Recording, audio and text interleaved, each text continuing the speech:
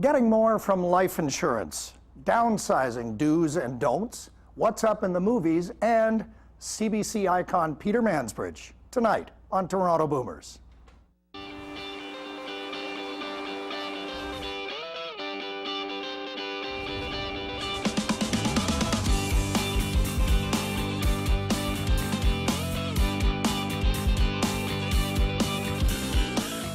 Good evening, Boomers, and welcome to another episode of Your Show. I'm Jim Deeks, and if I look a little lonely tonight, you're right.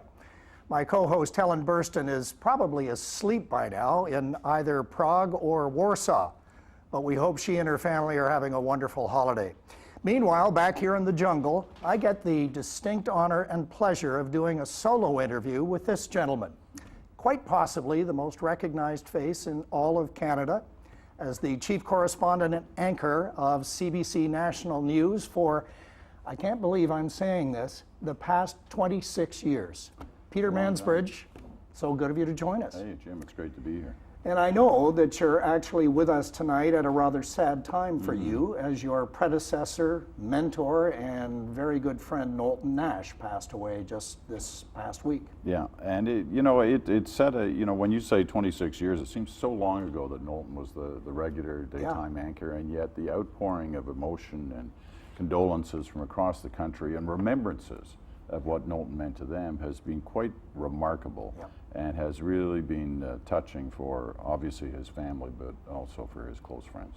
Well, it's amazing actually how much you and Knowlton and Stanley Burke and Earl Cameron and so many of your predecessors as CBC anchors really become part of our lives. And it says an awful lot, as you say, that 26 years later, Knowlton Nash is still so well remembered. It is that thing about television, isn't it? And you know, Jim, I mean, you've been around for a while, that there's something about it that connects hosts, journalists, to the audience in a way that goes beyond normal. You know, I saw Peter Howell in the green room or the red room or the orange room, whatever you call it here at Boomers, but he is a great journalist, great reporter for the Toronto Star. And yet his connection perhaps with the audience is kind of different than TV people, and for no other reason other than we get to be seen on the box, right? But they, viewers feel that we're invited into their homes and therefore should be considered family. You know, I think everyone in Canada knows the story of 26 years ago when Knowlton stepped down from his position as anchor to give it to you, and thereby hoping that you would accept it and reject an offer that you'd received from CBS, I guess, to do a morning show. You'd move to New York and make a lot more money. Is there more to that story than we've ever heard that you would care to share? And have you ever regretted not going to the U.S. and making a lot more money than you probably could have here? You really want to emphasize that money part. Yeah, well. You know, I think I'm kind of typical of a lot of Canadians who've had that opportunity to move elsewhere. Maybe it was to the States, maybe it was to Europe, maybe it was a different part of the country. And yet and for more money, and yet they've chosen for different reasons to stay where they are. And that was my case. But that story, I mean, you know the story. It is as it's always been told.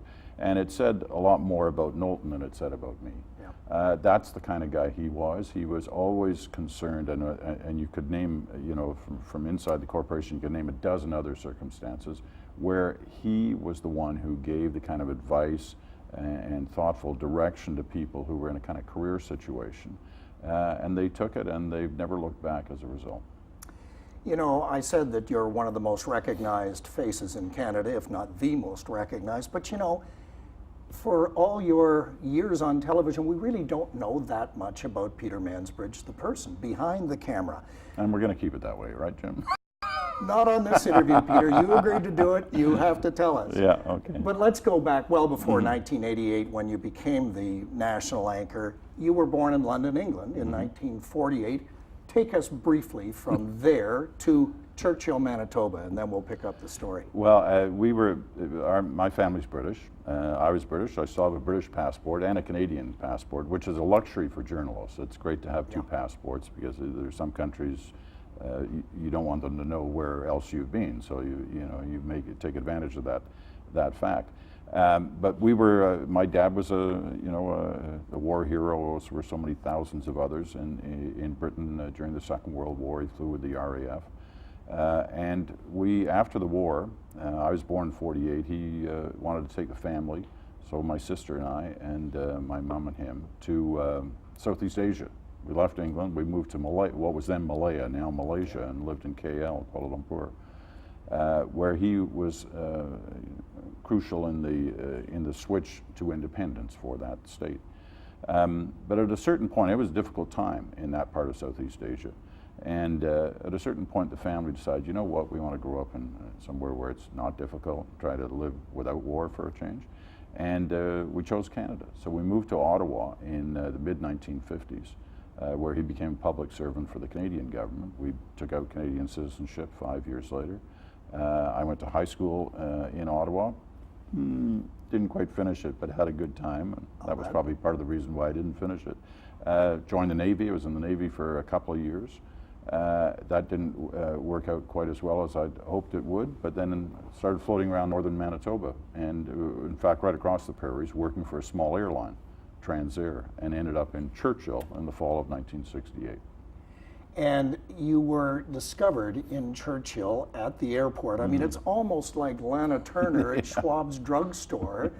Tell us, I know that a lot of viewers will know the story, but it's such a great story of being truly discovered. Well, journalism students can't stand it because they don't quite get how this could happen. But it was a different era.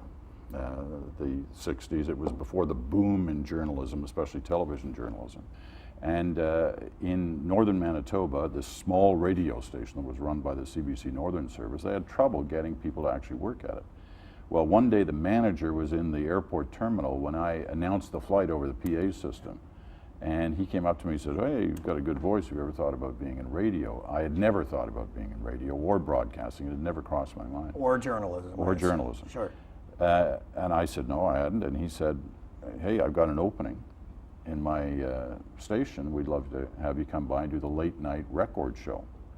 So I did. That's how I started, September of '68. Doing 2 hours a night. It started literally the next day. And, you know, it was great fun, although my knowledge of music was not that good. But I loved the idea of broadcasting as soon as I got into it. And suggested that we start a newscast, because there wasn't one. They took the feed from Winnipeg on the hourly to get the CBC News. And so we started a newscast, and I did everything. I hosted it, I did the interviews, wrote the newscast, and you know, kind of self-taught. You know, probably nobody would ever say how lucky that you were in Churchill, Manitoba, that anybody being in Churchill, Manitoba, but there you go, that's how your career got started. And, you know, many other careers too. You know, it's sometimes it's being in the right place at the right time, having a bit of luck, and then capitalizing on that luck. Well, you certainly capitalized because you rose through the ranks very quickly at CBC, or maybe it didn't seem quickly at the time, but by '76 you were, I guess, back in Ottawa, covering Parliament Hill, meeting prime ministers and opposition leaders and so on. And I remember, because I was in journalism at the same time, I remember your name. I was at another network, but I remember your name already being touted as possibly a successor to Knowlton Nash. So I guess what I want to ask is, by then, in the mid-60s, or mid-70s rather, did you think that that's a job I'd really like? I'd love to be the anchor of the news? Well, I think all of us like to think that. But I knew that I needed to layer on more and more experience as a journalist, as a reporter in the field, which I did. You know, I covered a lot of domestic stories. I covered international stories. I was based at different times in, you know, for short periods of time, but in Washington, in London. So I got a wide range of experience through those years. I was a reporter for 20 years. And quite frankly, I think that kind of grounding is needed in today's world to be a network anchor. Would you have wanted to perhaps go on and be a foreign correspondent for CBS, ABC, NBC? I had those opportunities, as many of us do. I mean, Canada breeds great journalists, and not just of the CBC. And therefore, you see, you know, a fair number of Canadians who have had those opportunities. Some have taken them, others have taken them and then come back. Others have said no. I was in that latter case. I had offers of reporting jobs from both CBS and NBC. before that anchor job that you talked about. But for different reasons, chose not to take them. It's a funny thing about the American networks, you know, when you say no, they seem to want you even better. Yeah. They think you're better than you really are, you know. They keep talking to you. So I have a lot of friends at the American networks, and they're terrific people. Let's go back to the time, just briefly, when Knowlton said, okay, I'm prepared to step down so that we can keep Mansbridge in Canada. Was your reaction at the time, damn you, Knowlton, I really could go to the US and make a lot more money, but now if I refuse your offer, which became public pretty quickly, you'd probably be hated by Canadians for the rest of your life. Yeah, I'm not sure that it would have had that kind of impact, you know, necessarily one way or the other, but I never regretted it. I never did, and you know, you have to remember how I started. You know, Yeah. they took a guy who was loading bags on planes at 50 below zero in Churchill, Manitoba, and they gave him these opportunities. And, you know, it was more than just a lot of hard work. They, you know, saw something in me, and they gave me opportunities, and they trained me, and they put me on through all kinds of different courses so I could pick up the kind of background that I would need to keep advancing. So when this suddenly came along, it was a no-brainer for me. It really was. I mean, it's not like I was selling pencils on the corner to supplement my income. You know, the CBC still was pretty good on that front. It wasn't as big as what the Americans were offering, but hey, so what? You were well paid to be in this country, so. Yeah. So here we are now, 26 years later. How do we even ask what are the highlights? But I'm going to ask you that. Over 26 years, what are some of the things that really stand out for you as having been anchor? Well, the kind of programming I enjoy most is the totally unscripted programming, so the big news specials, whenever the events are and whatever the events are. So you have the whole range of them from, you know, 44 hours straight on 9/11 to elections and conventions and papal tours and royal tours, and they're all, you know, they're wonderful to do. You know, I'm on my way to France to do D-Day coverage, and I've done that a few times over the years on big anniversary days, and I love that kind of programming. But beyond that, you know, lots of interviews. I've probably done, you know, 15,000 interviews since September of '68. And including your one-on-one program. Exactly. Yes. And you know, it's easy to say the famous people, you know, it's nice to have on my wall pictures of me with, you know, a president of the United States or Prime Minister of Canada or Prime Minister of Britain, you know, whatever. Those are wonderful moments. But what I have found in my time is it's the interviews with the people who aren't famous that are often the best. You know, it's a bit of a cliche, but you know, the ordinary people who have been caught in some extraordinary situation, and they tell a story in a way nobody else can. I mean, they were actually there, they saw it, they felt it, and, you know, it hurt or it made them happy. You capture all those kind of emotions and you just let them talk, and I find that ultimately the most exhilarating. I'm sure it is, but behind the scenes, though, in those 26 years at the CBC, it hasn't always been smooth.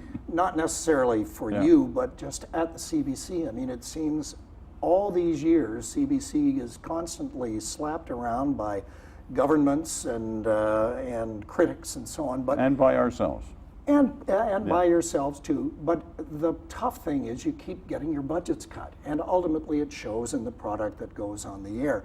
How frustrating has it been for you all these years to have seen CBC News cut back in so many different ways? You still do a great job, but it must be frustrating. It can be extremely frustrating, but there is a history to it. I mean, that month, September '68, when I joined, was a month where there were cuts. Yeah. You know, so there has been a you know, kind of trend of this. The hardest thing about it is trying to plan for the future when you don't have a guaranteed source of funding. You don't have long-term funding in the sense that you know how much you're going to have each year. It's sort of a yearly battle. It's hard to make consistent and smart program planning with that kind of situation. For news, I mean, when I started 26 years ago after Knowlton stepped down, for that hour, which was then the National and the Journal, but for that hour compared with today, we've got half the people and half the budget, and yet everyone expects, whether it's viewers, critics, or ourselves, that we're going to be able to accomplish the same thing in that hour. Now, some things have worked in our favor. Technology, I mean, look at this place. You know, you're much more high-tech than you were 5 years ago. No question. And the same for us. And some of that has helped in terms of the number of people you need, the amount of equipment you need, all of that. But if you want good documentaries and solid, you know, in-depth investigative journalism and smart talk, then you need the kind of budgets that will allow that. So not all of that is a government issue. Some of it's a CBC issue. You know, management's got to decide what's the most important thing.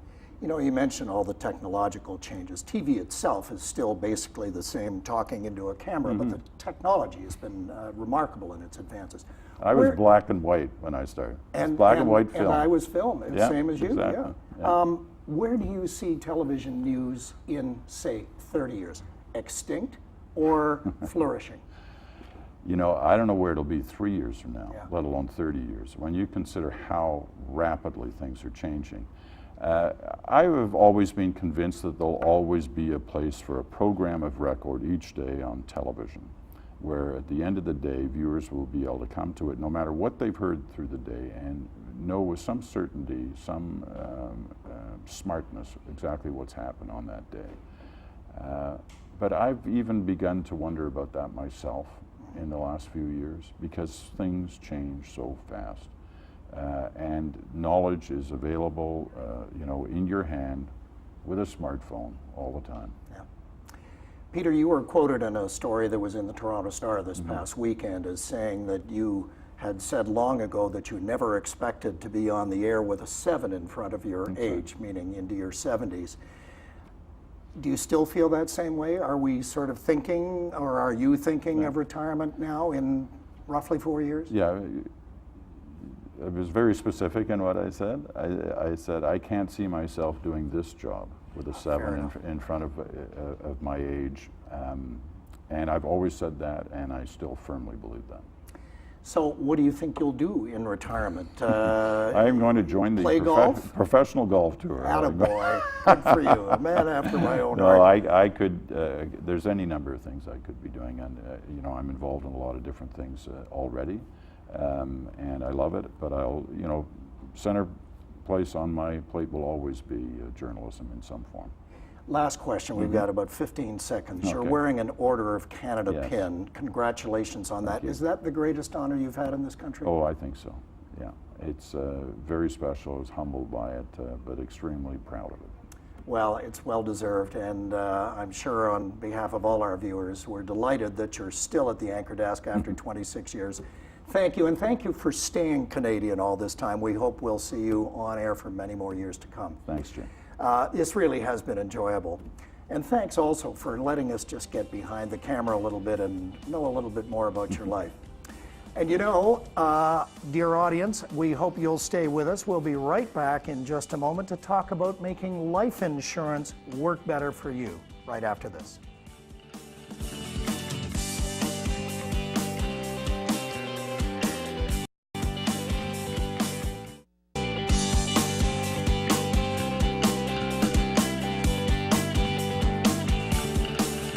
I suspect that most of you, our viewers, have a life insurance policy. And as you're getting older, that policy may be costing you more and more in annual premiums.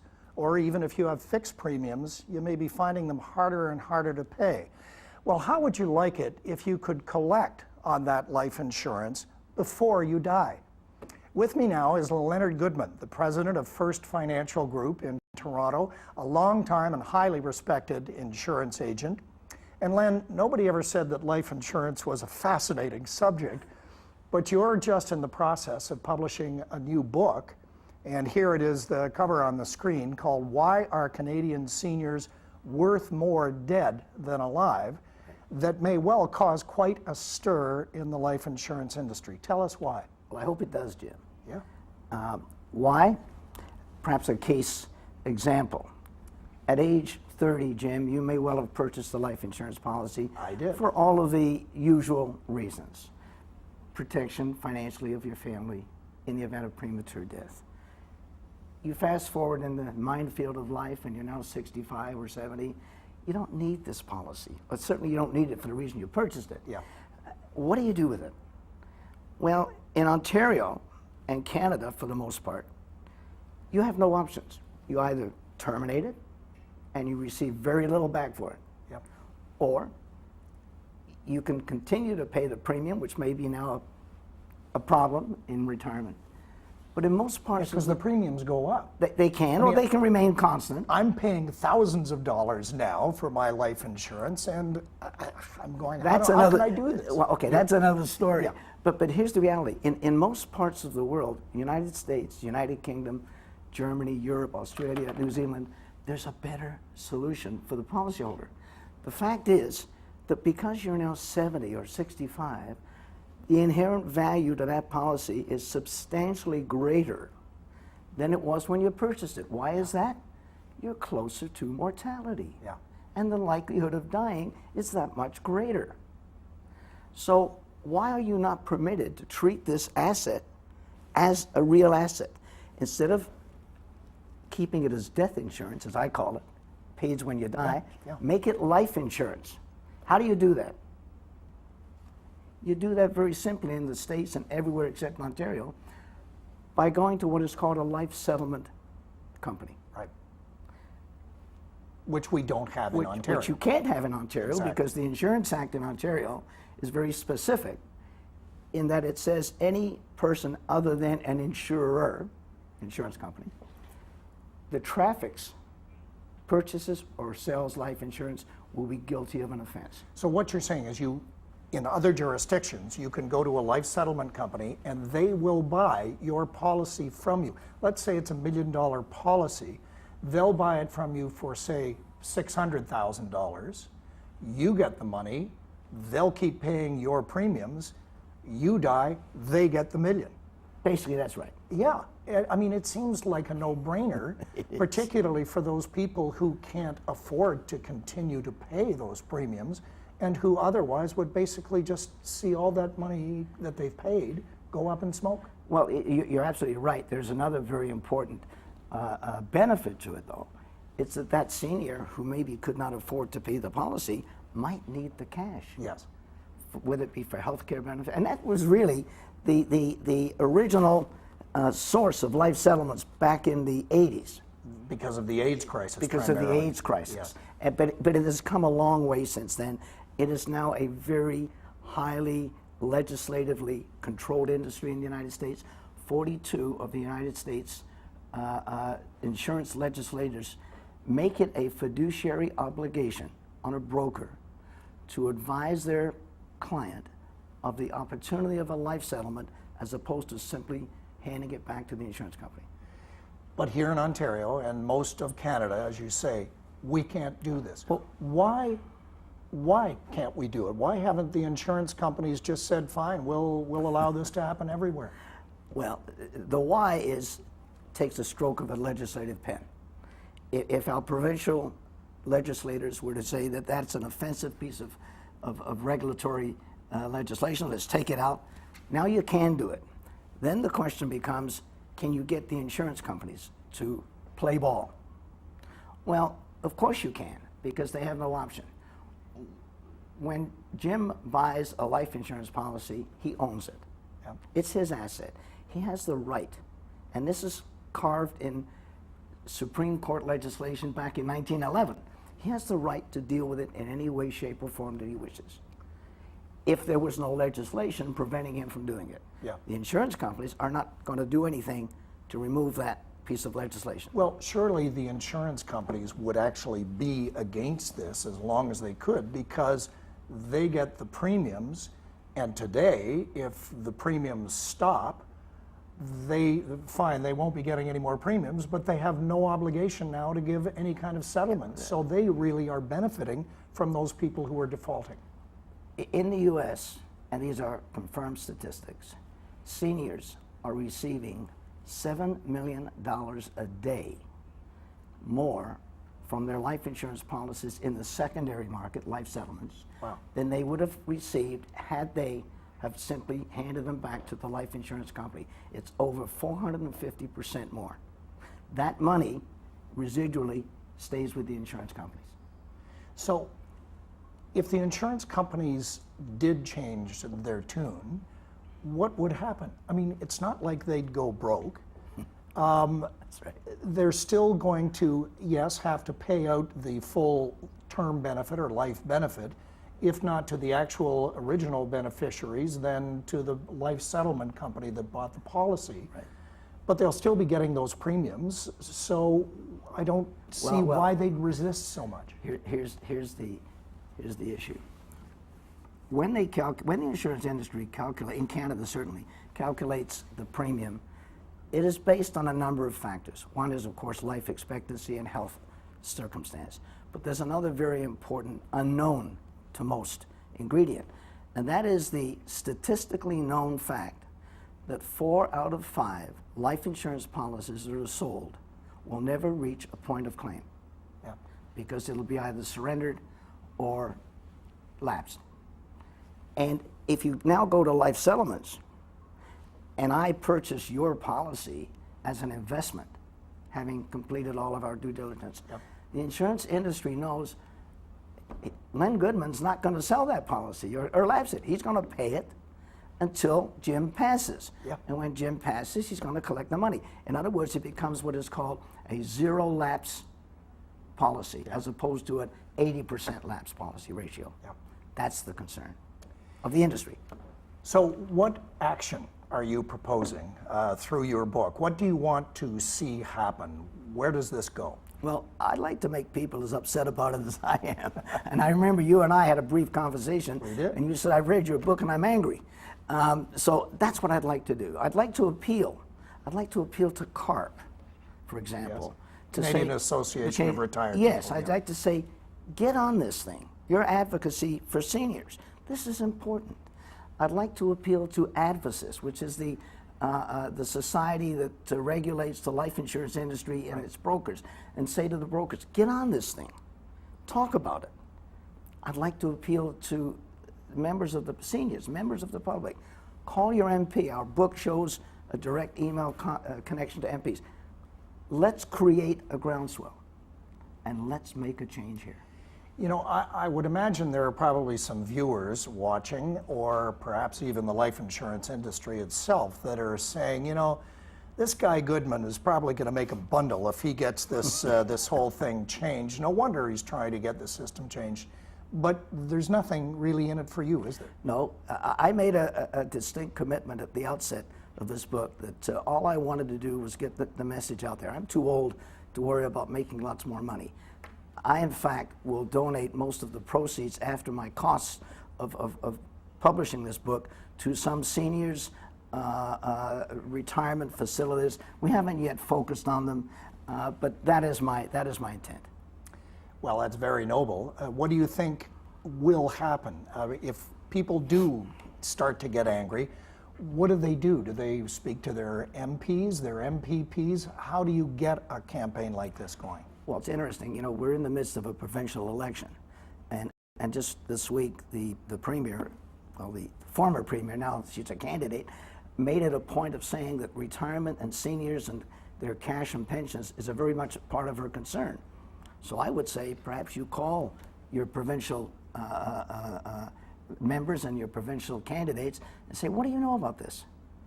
And I would suggest it happen across the country. Our book shows access to all those people. Len, we've got less than a minute, Okay. about 40 seconds. Right. What about other forms of insurance? What about car insurance or home insurance? Couldn't you apply the same principle to that and say, look, I've been paying car insurance for 30 years, I haven't made one claim. I should get something back, if only lower premiums, but I put this money in and I have no value to show for it. Could it apply? I don't know. I mean, the short answer is, Jim, I don't know. I know this much about that. I know that much about the other. Well, then I won't put you on the hot seat for that. Okay. But you know what? We've got to stop now. This has Yes. been very interesting, and I really wish you success in your campaign. As you said, you have nothing to gain.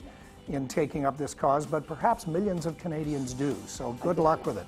Thank you, Matt. Thanks in advance for your success. And next up on Toronto Boomers, getting a handle on shrinking your possessions.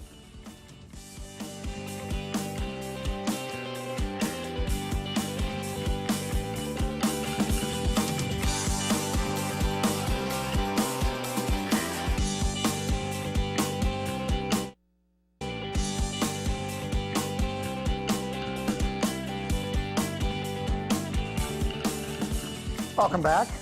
Well, my wife and I haven't done it yet. That is, we haven't begun the dreaded, or for some of you, maybe much desired task of downsizing. Moving to a smaller place, maybe out of town, cutting down your costs. It all seems to make sense until you look at all that stuff you've got to sort out.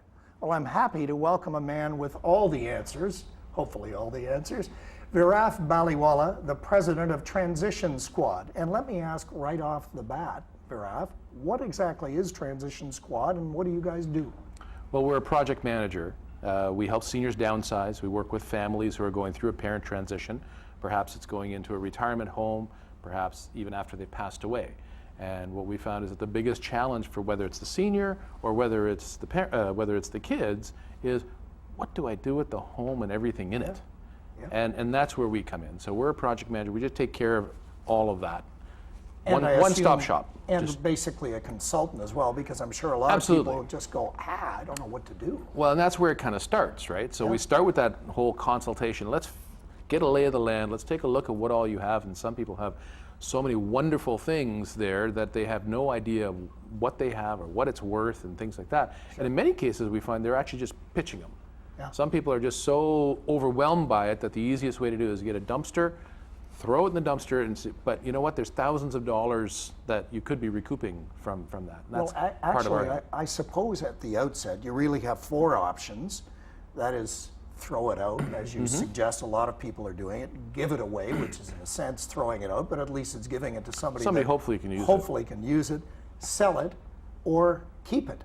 That's right. And I guess selling would be the best option because you get rid of it, but you get some money back. Keeping it is probably the easiest. Giving it away is probably the most satisfying, but throwing it out is probably the hardest. But as you say, it may indeed be the easiest solution. Just because of the overwhelming aspect of, how do I get rid of all this stuff? When you're out looking for a job, how do I get a job? I got to find the right people and all that kind of stuff. Well, this is just that much more complex, right? Let's talk about selling it, first of all. Sure. Your company has actually prepared a guide to holding a garage sale or an estate sale. Actually, what is the difference between the two? Well, a garage sale is kind of, I want to get rid of this stuff because, I no longer need it or whatever else. So one is predicated on just desire to get rid of it. The other, an estate sale, is really predicated based on a person is in a bad state of health or being forced to kind of do it, sure. Right? So that's the big difference from an emotional standpoint. The other aspect of it is, of course, the scope of it. From a garage sale, you might have a bunch of stuff that's in the driveway. An estate sale, we'll have 1,000 people walk through the entire house, sure. And it's everything. In some cases, sale of contents. Sale of complete contents. Yeah. And what are some of your guidelines that you give people when they're faced with this process? Well, some of the guidelines, when we come in to do that initial consultation, we first take a look at what all they have. Do they have enough to really make it worthwhile for us to do it, or can we help them do it, right? Instead of a guide, what we've actually produced is a kit. It's called Estate Sale in a Box. We've taken all of our years of experience doing these things, and we've created a toolkit, if you will, for people who have the ability, the desire, and the assistance to do it on their own. And this way, it's, for a flat fee, it's $600. Now we'll provide them with all the marketing, all the support, and all the other things that they're going to need so they can conduct it on their own, and then they can keep 100% of the proceeds. That seems like a pretty reasonable price to absolutely. pay to make probably a lot more profit than they would normally absolutely. do. Let's talk about giving it away. One assumes that you give it away to family or close friends, but what if they don't want your stuff? Is there a company or a source of or a business, I suppose, that will actually come and buy your stuff from you perhaps on consignment? Usually there's no businesses and whatnot that are kind of not-for-profit when you're giving it away. Usually you're dealing with Salvation Army, Goodwill, those types of places. And then it becomes up to you to usually get it to them. And what we've found is that most people have this aversion to actually paying for delivery. Yeah. You know, we'll donate all of our stuff. It's wonderful stuff. But geez, I got to pay $300 to get it there? That's where the problem comes in. And so then they may just take it down to the dumpster or something like that if it's cheaper for them to get rid of it that way, right? You know, I'm sure hundreds of viewers would be in the same situation, but my wife and I, we have two sons. Over the years, we've kept furniture and mattresses and china and tea services for our kids, assuming that they'd love it when they get married and buy a home. But we find that our kids basically have no interest in all this stuff. So what should we do at that point? Well, usually throughout the process, the kids will have some sentimental attachment to some of those things. And they will typically take what they want out first. The things that they do want, great.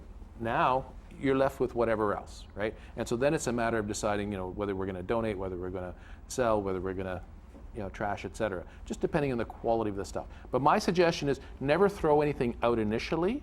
If you're in a position that you can either conduct the estate sale on your own or hire a company that can come in and do it for you, then that's the route to go. Try to get some monetary value for it, and then whatever's left, now you have a lot less to deal with. What if you're at the point where you know you're going to be downsizing in 5 years, you don't really need all this stuff, but in fact you're already going through clutter in your house, and you'd either like to get rid of it or maybe keep it because you may want that chest in the condo that you're going to buy in 5 years. What's the solution? A rental locker somewhere out in Scarborough? Well, those rental lockers can get pretty expensive. They can. If you're going through a downsizing, there's two stages, as you're indicating. One is kind of the interim downsizing stage, and depending on the amount of stuff that you have, you may want to have kind of a pre-estate sale or even a garage sale, if you will, prior to that, because then it falls into the garage sale category if there's not as much stuff that you want to get rid of, and it's simply, you know, I want to get rid of this. I guess the other thing we haven't talked about is you can always just call 1-800-GOT-JUNK or We Take Junk or whatever, those kind of services that do exist. But as you said, there isn't a company that will come and buy your stuff. You're either throwing it out or you're giving it to Salvation Army or Goodwill. There are companies out there. There's two different categories of companies. So one kind of company will come in and they will basically, they're a liquidation type company. They'll come in, they'll give it pennies on the dollar for it. They'll haul it all away and then they'll sell it at whatever price that they can in their stores. The other is the consignment option, where from a consignment standpoint, these companies will actually provide you the retail space, and they'll do the selling for you. This would be like Waddington's or a company like that? Well, we have a consignment store of our own. So in fact, when we first started, what we did was we were helping just with the packing and moving and all that kind of stuff, but we faced, what do we do with the stuff? And like everybody else in the business, packed it all up, sent it off to the auction. Well, by the time the auction got done with it, they had buyers who were paying pennies on the dollar, and then they take their cut. So our clients weren't even getting enough money back to cover the cost of the packing, right? Which is disappointing. So we started holding the content sales and the estate sales right at the premises. The more we could get rid of right there, and we were able to get much more money for it, then the better off the client was, and the less it was going to cost to do junk removal and everything else. So the key is try to get rid of as much first. Whatever's left, then you can deal with those types of issues. What about hidden treasures? Have you ever come across any of these wonderful stories? You see them perhaps on Antiques Roadshow or something like that, where somebody just has no idea of the value of something that they're literally selling in the driveway. Yep. Have you come across any of those stories? We have. We've come across, even jewelry, for argument's sake. People have thought that this jewelry is kind of cosmetic; it's not worth anything, and yet we have our gold testing kits and silver testing kits, and this is worth $1,200. What? Next thing you know, it's like, hey, give that back.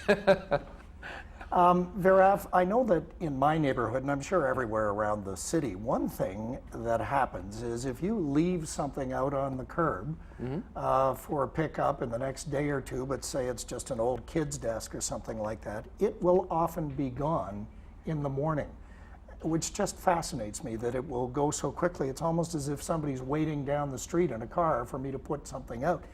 Who is taking this stuff and where is it going? Well, there's an entire kind of subculture, sub-industry that's kind of started in this whole arena. And in some cases, it's metal recyclers, people who basically will come around with a pickup and anything. You got a fridge, anything metal, they'll basically take it away and then they'll scrap it and they get paid for the metal content, right? Yeah. As far as the other stuff, it could be other people who have little stores or whatever, or people who just make a business out of selling people's trash. Interesting. So we've got less than a minute. Let me ask you just the last question. What is your best advice to boomers who are on the verge of downsizing? Well, first it starts with don't throw anything away, right? Okay. There's monetary value to a lot of these things that you have, whether you know it or not. Second, do it in a systematic format. And if you need assistance doing it, we have the kit that can provide you to do that. Other than that, the family is not going to take everything. Yeah. So be prepared that a lot of those things that you've built up your sentimental attachment for, it's got to go one place or the other. Well, that's really good advice. Thank you very much. I bet it's a nice growth industry for It's you. huge. We're very busy. Well, Very terrific. busy. Thanks for taking this time with Thank us you. and for some really good guidance on what for so many of us is a psychological and emotional challenge. And now for something completely different, we're off to the movies. Coming up in just a moment.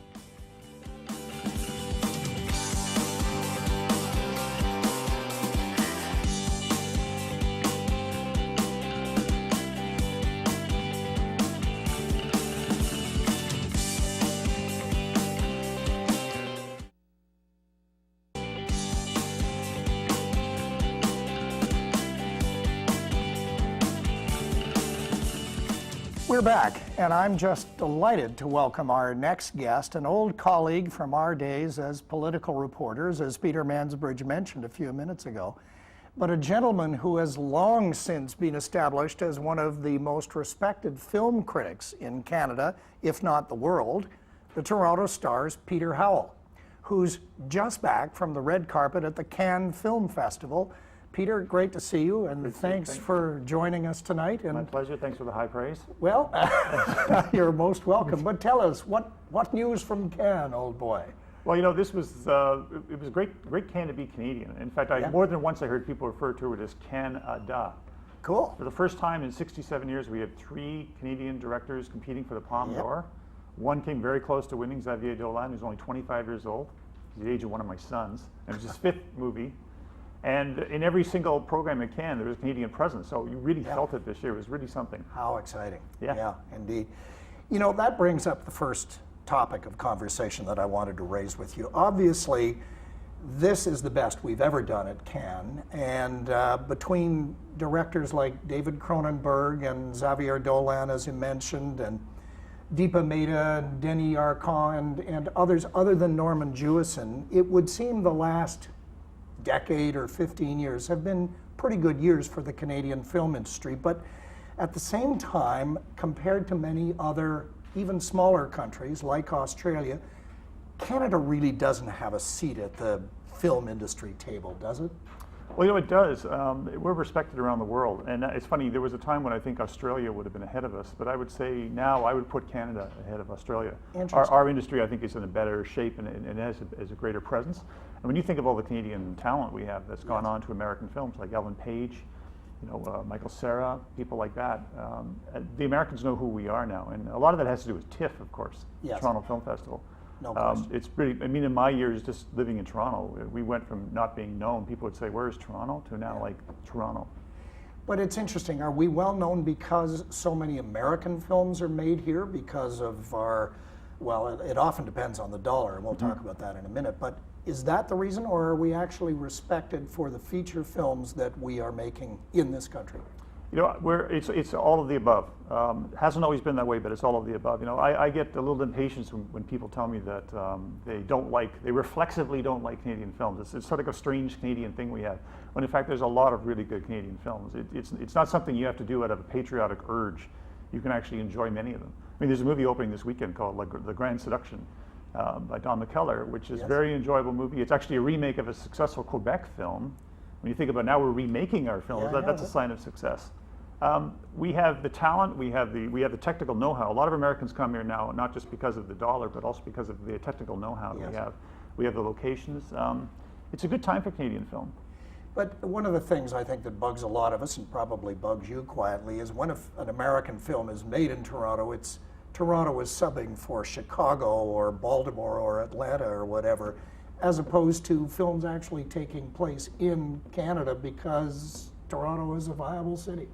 It's true, you know, we don't often play ourselves, but that's changing. I mean, the Adam McGowan film at Cannes wasn't well received, but it was set in Niagara Falls. Yeah. And it was very demonstrably Canadian. And there was sort of a case in the past where if you saw Canada on film, it was sort of almost by accident, because we pretend so often to be America or somewhere else, or Chicago, Detroit. But that's changing. Speaking of changing, let's talk about the film industry in general. Certainly in the last decade, we've seen a lot of people's allegiances, in a sense, viewers' allegiances, change to television series, the Downton Abbeys, House of Cards, etc. True Detective. And they're all great. They're like long films. They're like 18-hour films when you really get down to it. While movies seem to be evolving into, and I'm generalizing completely here, but into a lot of computer-generated extravaganzas or potty-mouth Seth Rogen movies. If you were a betting man over the next decade or so, would you be putting your money in TV series, or would you keep it in feature films? Wow, that would be a tough bet to make, you know, because if you look at the history of movies and TV, it's always been that kind of divide. There's always been good eras and bad eras. I mean, people talk about the golden age of TV when Sid Caesar was doing your show of shows, right? For sure. So one person's golden age is another person, you know, slide into hell. Right now, I'd say that TV has a lot of really good shows, and I'm sometimes envious of the shows that my TV critic counterpart gets to do, where I'm doing Adam Sandler. But it can easily switch, you know, it can very easily switch. So it's just, it's very hard to draw definitive conclusions about different eras. You know, it's very much personal perception. Yeah. Let's talk about your job for a moment. You've been a film critic with The Star for over 15 years. Before that, you were a rock critic, which would have been fun. Tiring, I'm sure, but fun. How many movies would you say that you see in an average year? Well, it's you know, it's a lot. It's hundreds. I just came back from the film. I saw in the Cannes Film Festival, I saw close to 30 in about 10 days. So I was averaging about 3 a day, sometimes 4 a day. I cap it at 4 a day because beyond that, you just go unconscious. You know, it's hundreds a year. And how many of those hundreds would you say you actually enjoy? Well, you know, I'm lucky because I look at my job the same way a sports reporter looks at covering the Leafs or something, right? Sure. The Leafs may lose the game, but there's something interesting in how they lost the game. Yep. It's the same thing. I mean, there might be a movie that I absolutely detest, but there could be something interesting about that. So I consider myself fortunate that it's not too much of a hardship. Sometimes it's a hardship with how many I have to see, just the sheer volume. But even a bad movie teaches you something, and sometimes it's more fun to write about a bad movie than to write about a good one, because a good one you feel like you're gushing and you want to hold back on that, like you don't want to. Because you are a critic. Yeah. Right. Exactly. Do you ever get to the point where you think, if I have to go and see another Adam Sandler movie, I may just take the elevator up to the top and jump off the Star building? He is the one guy that I've thought that about, and there are some guys like that. But once again, it's sort of like, how bad is he going to be this time, you know? And also, the thing about Adam Sandler movies, they tend to be about 90 minutes. I think he's had a couple long ones, but so they're over. I give him points for not pushing it. So there's an unfortunate trend these days of wanting to be over 2 hours, even 3 hours. The film that won the Palme d'Or, which was very good, 3 hours and 26 minutes, something like that. But if a film is good, 3 hours and 20 minutes goes by in 5 minutes. I mean, it can, rivets you. But if it's bad, it's like Roger Ebert used to say, no good film is too long, and no bad film is too short. What gives you your greatest pleasure as a film critic, and what's your biggest challenge? I'd say my greatest pleasure is discovering a film that I can tell people about and encourage them to go see. Like I love being able to turn people onto a movie that they might not have gone to see, and then they appreciate it.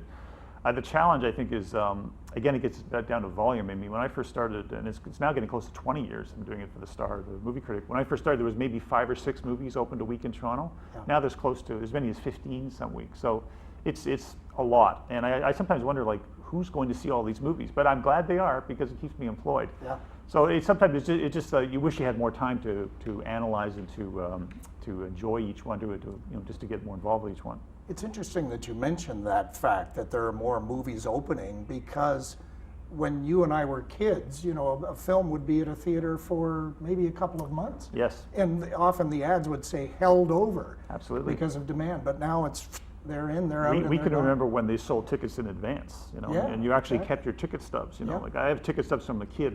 The first time I saw 2001: A Space Odyssey, I kept the ticket stub. And I remember as a kid, you could order them weeks in advance. There was that kind of hype, right? Yeah, absolutely. Yeah. Times have changed. Yeah. Actually, I read on the internet that 2001: A Space Odyssey is your favorite film. Absolutely. Is it still, or has Die Hard 6 taken over the top spot? I always feel like I'm boring people, because it still is I've seen it. I'm 58 years old, and I've seen it at least once a year. I first saw it on my 13th birthday in 1969. So I've seen it over 50 times, and I could still keep going back. See, I always discover something new each time I see it. It's the movie that I think most turned me on to the idea of what a movie could be.